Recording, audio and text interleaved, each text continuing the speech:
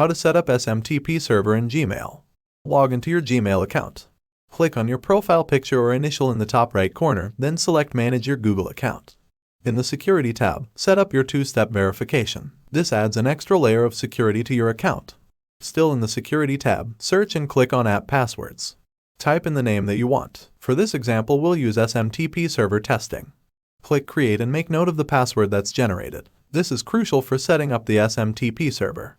Open your web browser and navigate to an SMTP test tool. You can find one easily with a quick search. Click on this one. In the tool, you'll see fields to fill in with server details. For the server, type smtp.gmail.com. Set the port to 465. Choose SSL for security. Since this is a test, enter your Gmail address as the username. Enter your Gmail address on the From email address into email address. Paste the app password you generated earlier into the password field. Once you've filled in all the details, look for a button like Test or Check Connection. Click it and wait for the tool to test the SMTP connection. Now, switch back to your Gmail account. Check your inbox for a test email sent by the SMTP test tool. If you see the test email, congratulations! Your SMTP server setup is successful.